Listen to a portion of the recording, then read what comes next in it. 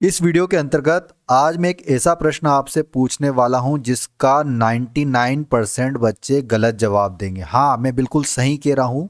आज मैं आपको 40 प्रश्न बताने वाला हूं आरआरबी एनटीपीसी 2025 का जो एग्ज़ाम होना है, जिसमें हम स्टैटिक जीके प्लस साइंस के 4000 क्वेश्चंस आपको जो कंप्लीट करा रहे हैं।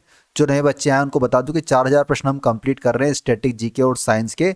उसके अंतर्गत आज मैं आपके लिए तीसरे नंबर का वीडियो लेकर आया हूं। जो नए बच्चे आए हैं उनको मैं बता दूं, जो पुराने बच्चे उन्होंने तो पता ही है कि मैं आपको 4000 प्रश्न किस प्रकार कंप्लीट करा रहा हूं, जिसके अंतर्गत 2500 क्वेश्चन स्टैटिक जीके कंप्लीट करा रहा हूं और 1500 प्रश्न में साइंस के कंप्लीट करा रहा हूं। तो उसी का ये तीसरे नंबर का वीडियो है।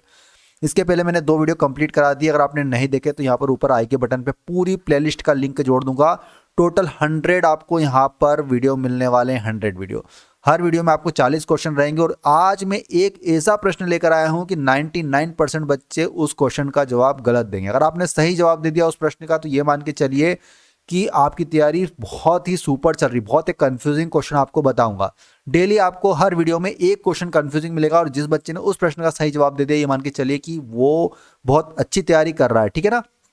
तो चलिए आज का हमारा बिना टाइम वेस्ट के तीसरे नंबर का वीडियो स्टार्ट करते हैं। और वो जो कंफ्यूजिंग क्वेश्चन है कौन सा है, मैं आपको उस क्वेश्चन पे मार्क करूंगा और बोलूंगा कि इस क्वेश्चन का आंसर आपको कमेंट बॉक्स में 100% सभी बच्चों को सही देना है। तो देखते हैं कितने बच्चे उस क्वेश्चन का आंसर कमेंट बॉक्स में सही देखे। तो चलिए आज का वीडियो स्टार्ट करते हैं। पहला प्रश्न स्क्रीन पर देखते हैं। पूर्ण स्वराज का प्रस्ताव कांग्रेस के किस अधिवेशन में पारित किया गया? बताएंगे दोस्तों, पूर्ण स्वराज का प्रस्ताव कांग्रेस के किस अधिवेशन में पारित किया गया था? तो ये दोस्तों लाहौर अधिवेशन में। कब हुआ था? तो 1929 में। 1929 में कांग्रेस के लाहौर अधिवेशन में पूर्ण स्वराज का प्रस्ताव पारित किया गया था, पास किया गया था। ठीक है ना? चलिए नेक्स्ट क्वेश्चन की ओर चलते हैं। अगला प्रश्न स्क्रीन पर देना है दोस्तों। निम्नलिखित में से कौन सी गर्त प्रशांत महासागर में स्थित नहीं? बताना इनमें से कौन सी गर्त प्रशांत महासागर में स्थित नहीं है, पूछा है। देखिए नहीं है तो जावा ट्रेंच नहीं है। तो कहां पर है जावा ट्रेंच? तो याद रखिएगा दोस्तों, जावा ट्रेंच आपका हिंद महासागर में स्थित है। कहां पर स्थित है?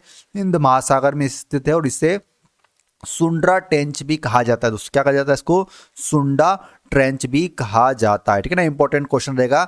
जावा ट्रेंच कहाँ पर स्थित है? हिंद महासागर में स्थित है। बाकी सभी जो तीनों हैं, कर्मादेक, पेरूचिली और अले यूशियन, ये तीनों ही प्रशांत महासागर में स्थित है। जावा ट्रेंच कहाँ पर है? हिंद महासागर में स्थित है। चलिए नेक्स्ट क्वेश्चन देखते हैं स्क्रीन पर। शेर की पूंछ वाला मकॉक किस वन्य जीव रिजर्व में पाया जाता है? तो शेर की पूंछ वाला मकॉक दोस्तों पाया जाता है आपका नीलगिरी क्षेत्रों में, नीलगिरी की पहाड़ियों में पाया जाता है। ठीक है ना? ये एक दुर्लभ प्रजाति होती है दोस्तों। ठीक है ना? चलिए बताएंगे, वर्ष 1612 में अंग्रेजों ने भारत में पहला कारखाना किस स्थान पर शुरू किया था? तो जो पहला कारखाना 1612 में अंग्रेजों ने शुरू किया था दोस्तों, वो आपका सूरत में पहली फैक्ट्री स्थापित की थी अंग्रेजों ने। ठीक है ना? इंपॉर्टेंट रहेगा वाला क्वेश्चन भी। बताएंगे जूल निम्नलिखित की इकाई। वेरी सिंपल क्वेश्चन ये वाला तो। ठीक है ना? 99% जो बच्चे गलत करेंगे वो वाला भी आएगा, अभी घबराने की जरूरत नहीं है। ठीक है ना? वो वाला क्वेश्चन भी बताऊंगा। ये तो सिंपल है। जूल किसकी इकाई है? तो इसका राइट आंसर दोस्तों ऑप्शन ए, जूल किसकी इकाई है? ऊर्जा की इकाई होती है। ठीक है ना? चलिए बताएंगे अगले प्रश्न की ओर चलते हैं। प्रकाश संश्लेषण में हरे पौधे द्वारा कौन सी गैस छोड़ी जाती है? तो जब प्रकाश संश्लेषण होता है तो उसमें हरे पौधे द्वारा दोस्तों ऑक्सीजन गैस छोड़ी जाती है और कार्बन डाइऑक्साइड गैस ली जाती है। इक्वेशन भी याद रखिएगा, 6CO2 plus 12H2O equal to क्या होता है दोस्तों? C6H12O6 plus 6O2 plus 6H2O। आपने पढ़ी होगी इक्वेशन, जहां ये प्रकाश संश्लेषण की पूरी इक्वेशन होती है। ठीक है ना? चलिए अगले प्रश्न की ओर चलते बताएंगे। द्विनामी पद्धति मतलब बायनोमियल नोमेनक्लेचर किस, इनके जनक कौन है? किसने दिया है द्विनामी पद्धति? तो ये दोस्तों दिया गया है दोस्तों लीनियस के द्वारा। ठीक है ना? किसके द्वारा दिया गया है? Carolus Linnaeus. पूरा नाम है इनका कैरोलस लीनियस। चलिए नेक्स्ट क्वेश्चन की ओर चलते हैं। राइबोसोम्स किसके बने होते हैं? राइबोसोम किसके बने होते हैं? तो दोस्तों आपके RNA plus protein, RNA plus protein का बना होता है राइबोसोम्स। चलिए नेक्स्ट क्वेश्चन की ओर चलते स्क्रीन पर बताएंगे दोस्तों। एक कोशिका में सर्वाधिक पाए जाने वाली पदार्थ कौन सा है? कोशिका में सबसे अधिक पाया जाने वाला पदार्थ कौन सा है? तो दोस्तों कोशिका प्रोटीन की बनी होती है। ऑप्शन डी राइट आंसर दोस्तों, प्रोटीन। नेक्स्ट क्वेश्चन स्क्रीन पर देखिएगा दोस्तों। लो एस के लिए प्रसिद्ध कुद्रेमुख किस राज्य में स्थित है? तो जो लो एस के लिए प्रसिद्ध कुद्रेमुख है दोस्तों वो आपका कर्नाटक में स्थित है। किस राज्य में स्थित है? कर्नाटक के चिकमंगलूर जिले में स्थित है, कर्नाटक के चिकमंगलूर जिले में स्थित है। नेक्स्ट क्वेश्चन स्क्रीन पर बताएंगे 1 किलोग्राम का वजन क्या होता है। तो जो हमने डिफाइन किया है 1 किलोग्राम को, वो 9.8 न्यूटन के बराबर होता है। किसके बराबर होता है दोस्तों? 9.8 न्यूटन के बराबर उसको हमने डिफाइन किया है। न्यूनतम मजदूरी अधिनियम कब पारित हुआ? न्यूनतम मजदूरी अधिनियम कब पारित हुआ था दोस्तों? तो ये 1948 में, 1948। तो ऑप्शन नंबर 20 का सही उत्तर हो जाएगा। 1948 में पारित किया गया था न्यूनतम मजदूरी अधिनियम। नेक्स्ट क्वेश्चन बताएंगे, एशिया की सबसे बड़ी खारे पानी की झील किस राज्य में स्थित है? किस राज्य में स्थित है? तो दोस्तों ओडिशा में स्थित है। कौन सी एशिया की सबसे बड़ी खारे पानी की झील? तो चिल्का झील है दोस्तों। चिल्का झील एशिया की सबसे बड़ी खारी पानी की झील है, ठीक है ना। चलिए अगले प्रश्न की ओर चलते बताएंगे स्क्रीन पर, निम्नलिखित तत्व से सर्वाधिक यौगिक बनते हैं। तो किस तत्व से सर्वाधिक यौगिक बनते हैं? तो दोस्तों कार्बन से बनते हैं सबसे अधिक यौगिक। किससे बनते हैं? कार्बन इसका राइट आंसर हो जाएगा। अगला प्रश्न है 1917 की रूसी क्रांति के समय रूस की राजधानी कहां पर थी? तो जो 1917 की रूसी क्रांति हुई थी उसमें रूस की राजधानी थी दोस्तों आपके पेट्रोग्राद में। कहां पर थी? पेट्रोग्राद। चलिए अगला प्रश्न स्क्रीन पर देखिएगा दोस्तों, सूरसेन महाजनपद की राजधानी थी। सूरसेन महाजनपद की राजधानी क्या थी? तो ऑप्शन बी राइट आंसर दोस्तों, मथुरा। सूरसेन महाजनपद 16 महाजनपदों में से एक था और यहाँ की राजधानी क्या थी दोस्तों? मथुरा यहाँ की राजधानी थी। नेक्स्ट क्वेश्चन बताएंगे, पारादीप बंदरगाह निम्नलिखित में से किस डेल्टा पर स्थित है? तो जो पारादीप बंदरगाह है दोस्तों वो आपका महानदी, किस डेल्टा पर? महानदी द्वारा बनाए गए डेल्टा पर स्थित है। पारादीप बंदरगाह ओडिशा में महानदी और बंगाल की खाड़ी के समीप स्थित है, ठीक है ना। और यह बंदरगाह कब शुरू हुआ था? तो 12 मार्च 1966 को इसकी शुरुआत हुई थी।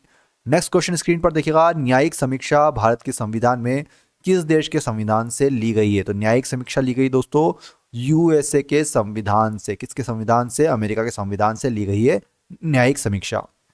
न्यूरॉन्स के कोशिकाओं की संख्या सबसे अधिक होती है। न्यूरॉन्स की कोशिकाओं की संख्या सबसे अधिक किसमें होती है? तो दोस्तों मस्तिष्क में। किसमें होती है? मस्तिष्क में होती है।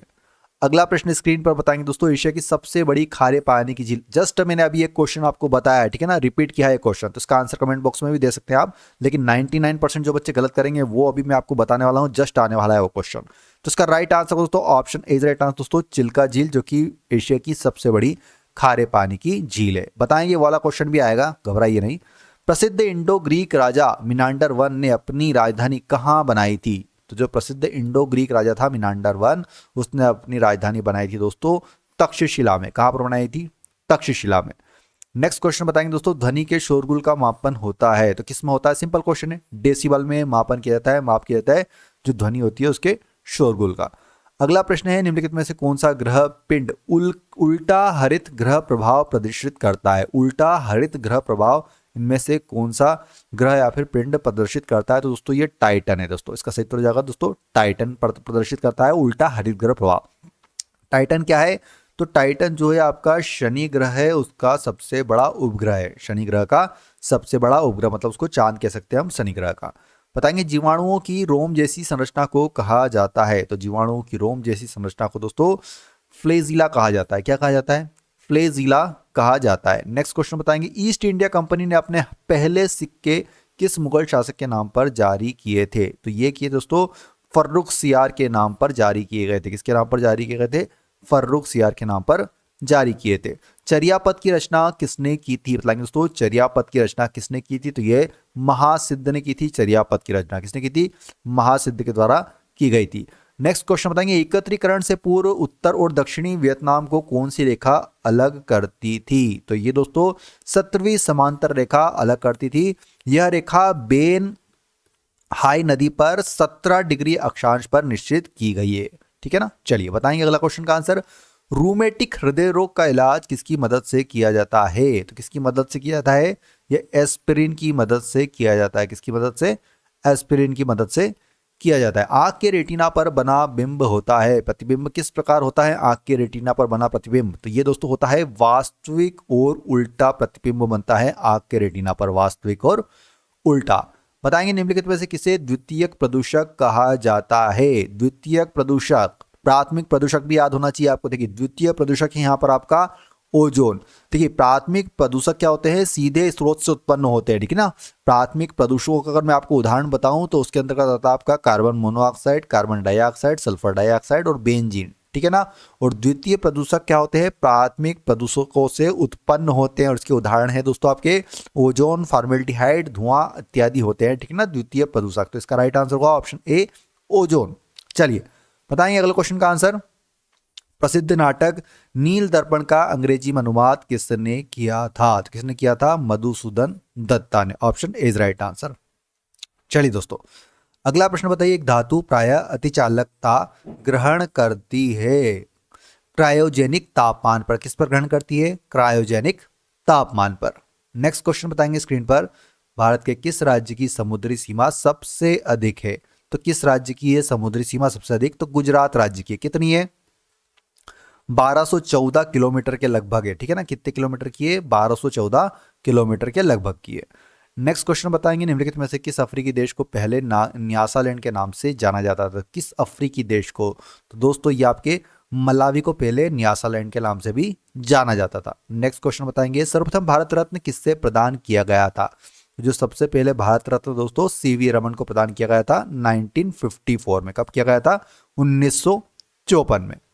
अगला प्रश्न है दोस्तों, निम्नलिखित में से कौन सी नस्ल भारत की सबसे पुरानी नस्ल है, तो जो सबसे पुरानी नस्ल है दोस्तों वो है आपका नेग्रिटो। कौन सी है, नेग्रिटो। और कहां पर पाई जाती है, तो ये अंडमान निकोबार द्वीप समूह में पाई जाती है।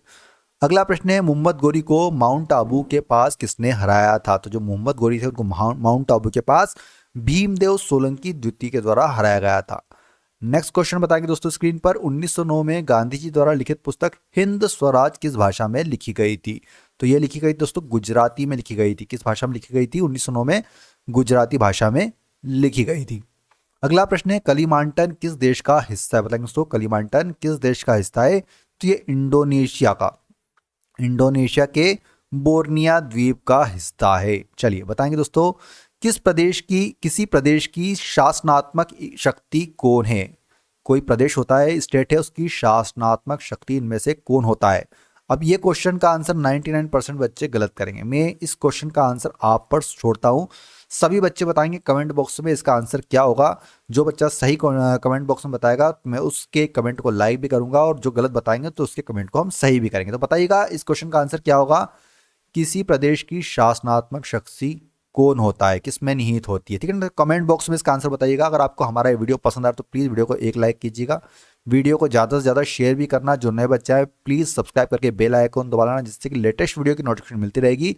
हम पूरा आपको आरआरबी एनटीपीसी 2025 की कंप्लीट तैयारी करेंगे, और जो भी आपका डाउट है आरआरबी एनटीपीसी 2025 को लेकर कमेंट बॉक्स में जरूर पूछ लीजिएगा। पूरा स्टैटिक जी के 40 में से 40 मार्क्स आपको सीबीटी 1 में 100% आने की गारंटी है।